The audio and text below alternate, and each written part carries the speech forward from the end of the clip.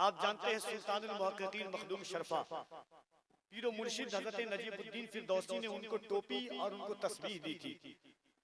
इंतकाल के बाद, जनाजे के बाद मखदूम पाक नमाज जनाजा पढ़ा करके जा चुके, उसके बाद दफन मट्टी उट्टी डालने के बाद वो हाथ बार बार बाहर निकाल लेते थे। जानते हैं क्यों? किसी ने मखदूम से पूछा कि आप क्यों निकालते? ठीक थी आवाज, मेरे वक्त में बिल्कुल नॉर्मली को कम रखी, आवाज साफ आए, क्यों हाथ निकाल लेते हैं बार बार? आवाज आई थी कि मखदूम दुनिया से हर चीज, किसी चीज पर नाज नहीं है, मेरे पीर ने जो ये टोपी और ये तस्बीह दी थी यही मेरी बख्शिश का जरिया है। बेटा जितना भी नालायक होगा, एक बात बताता हूँ, पीरी मुरीदी किस चीज का नाम है? हजरत मखदूम बिहार के एक मुरीद थे मुजफ्फर बल्खी, जैसे हजरत निजामुद्दीन औलिया के अमीर खुसरो, वैसे ही जैसे हजरत मखदूम अशरफ जहांगीर समनानी के निजाम यमनी, जैसे हजरत निजामुद्दीन महबूब इलाही के नसीरुद्दीन चिराग दिल्ली, जैसे नसीरुद्दीन चिराग दिल्ली के हजरत ख्वाजा बंदा नवाज गेसू दराज, वैसे ही मखदूम सुल्तानुल मुहक्किकीन के हजरत मुजफ्फर बल्खी। आप जानते हैं मखदूम बिहार कैसे बुजुर्ग थे? बू अली शाह कलंदर फरमाते हैं कि मैंने अपने तसर्रुफात की बुनियाद पर लौहे महफूज पर हिंदुस्तान के दो वलियों का नाम देखा, एक दिल्ली के निजामुद्दीन का और एक बिहार के शरफुद्दीन का नाम देखा था।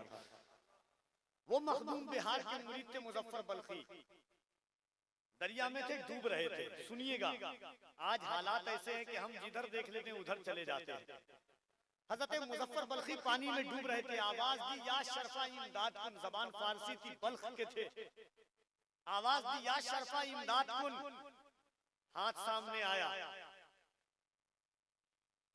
बीच समंदर में, बीच दरिया में एक हाथ सामने आया, कहा अल्लाह मैं बचा लेता हूँ। कहा सुनो, ये वो हाथ नहीं है कि जिस हाथ में मैंने हाथ दिया था, डूबना गवारा है मगर तुम्हारा हाथ पकड़ना गवारा नहीं है। कहा सुनो, मैं खिदिर हूँ, खिदिर, मुझे खिदिर कहते हैं। कहा कि आप खिदिर होंगे दूसरों के लिए, मगर मेरे लिए तो मेरा शरफा ही दुनिया है और आखिरत है। 3 दफा कहा, डूबने जब लगे यहाँ तक पानी आ गया, आंख के नीचे पानी जब आ गया, तब वही रूप बदला और कहा सुन, मैं खिदिर नहीं, मैं तेरा शरफा ही हूँ। इम्तिहान ले रहा था कि तू इम्तिहान में कामयाब होगा। ये होती है मोहब्बत। आप जानते हैं, एक बात मैं आपसे पूछना चाहता हूँ, 1 मिनट की बात है, माजरत और मोहब्बत दोनों के साथ याद कीजिएगा इस चीज को। जब मोहब्बत पीर की मोहब्बत होती है ना, तो इंसान जमीन से आफताब हो जाता है, जर्रे नाचीज आफताब बन करके चमकता है। आपको बताऊं, एक बात सुनिएगा, आपने कभी किसी से सुना कि नसीरुद्दीन को चिराग दिल्ली क्यों कहते हैं? आप जानते हैं?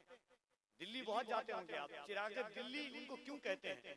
आज भी इतने जुल्म तशद्दुद के बावजूद दिल्ली में एक जगह है जिसे चिराग दिल्ली कहते हैं।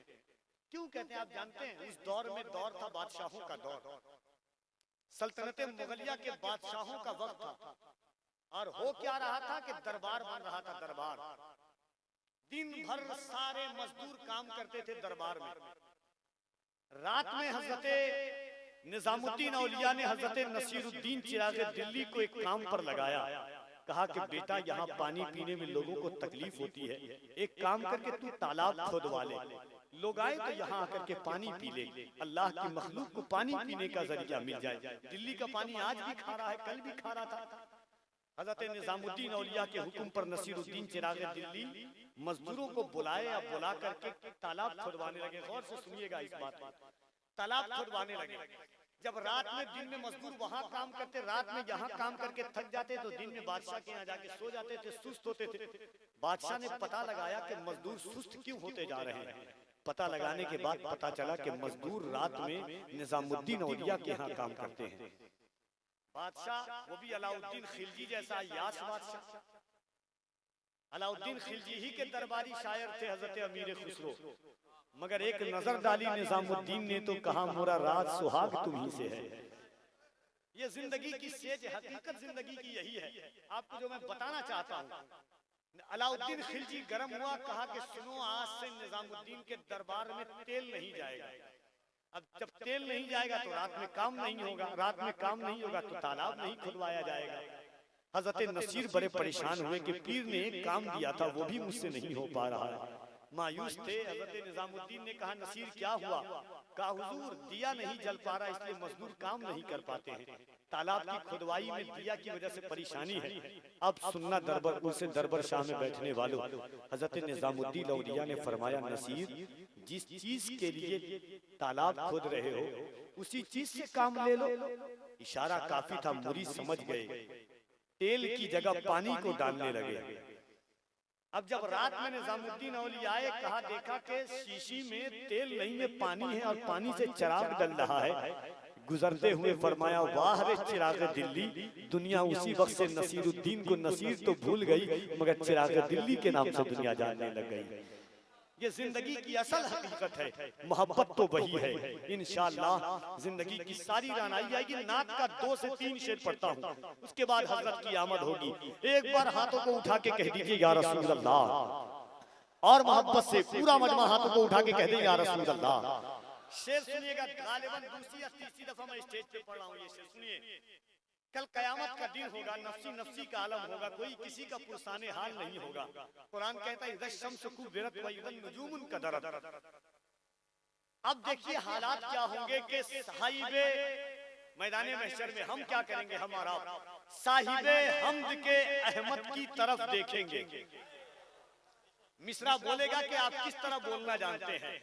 साहिबे हम्द के अहमद की तरफ देखेंगे, मसनदे सैयदे अहमद की तरफ देखेंगे। साहिबे हम्द के अहमद की तरफ देखेंगे, मसनदे सैयदे अमजद की तरफ देखेंगे। हश्र में जब मेरे आमाल की पुरशिश होगी हम फकत प्यारे मोहम्मद की तरफ देखेंगे। हश्र में जब मेरे आमाल की पुरशिश होगी। और ये तो तमहीद था, सबसे खूबसूरत शेर देखिएगा, जब हम हुजूर की तरफ देखेंगे और हुजूर फरिश्तों से कहेंगे कि फरिश्तों छोड़ दो ये मेरा गुलाम है, उस वक्त आलम क्या होगा। मुझे एहसास होना चाहिए कि मैं आशिकों के बीच में शेर पढ़ रहा हूँ। शेर सुनिए कि साहिबे हम, गौर से सुनिएगा, साहिबे हमद के अहमद की तरफ देखेंगे, मसनदे सैयदे अमजद की तरफ देखेंगे। हश्र में जब मेरे आमाल की पुरशिश होगी हम फकत प्यारे मोहम्मद की तरफ देखेंगे। या रसूल अल्लाह, आप जब अपने गुलामों में पुकारेंगे मुझे, बादशाह उठ के मेरे कद की तरफ देखेंगे। आप जब अपने गुलामों में पुकारेंगे मुझे, साहिबे हम्द के अहमद की तरफ देखेंगे, मसनदे सैयदे अमजद की तरफ देखेंगे। हश्र में जब मेरे आमाल की पुरशिश होगी हम फकत प्यारे मोहम्मद की तरफ देखेंगे। आप जब अपने गुलामों में पुकारेंगे मुझे, बादशाह उठ के मेरे कद की तरफ देखेंगे। जब कोई रहमते सरकार की हद है ही नहीं, सर फिरे होंगे जो फिर हद की तरफ देखेंगे।